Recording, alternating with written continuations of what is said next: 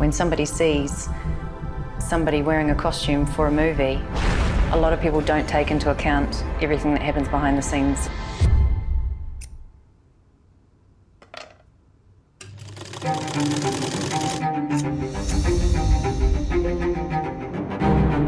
All of the research and the sourcing and the manufacturing and the aging and art finishing and all of that comes together to what you see on camera. Roll, please. Rolling.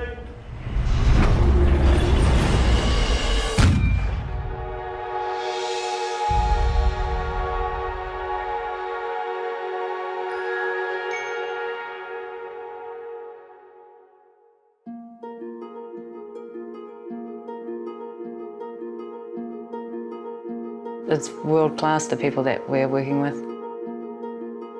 There's so much talent and there's so much that can be showcased. I think we're pretty spoiled on Mortal Engines because it's not just one look.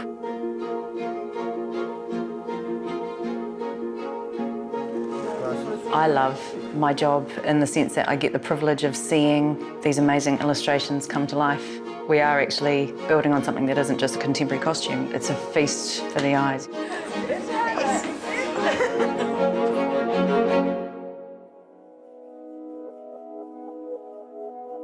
I had a very creative childhood, thanks to my grandma. I just absolutely loved it. Most people see Hester, they'll see the amalgamation of textures and fabrics and light, but for me, it's an amazing puzzle. I'm one of those people that if you get given the most crazy printed fabric and you've got to pattern match it, I love it. Making clothing has run in the family from my mother being a seamstress and my grandparents were tailors. I've really enjoyed making costumes for Hester. I think she's a really empowering woman to see. Anything can be created, anyone can design. But to be a good costume designer is to have a good understanding of the character. People have to look like they've lived in that costume. It is them. When you see the cast have their costume on, the character starts coming to life.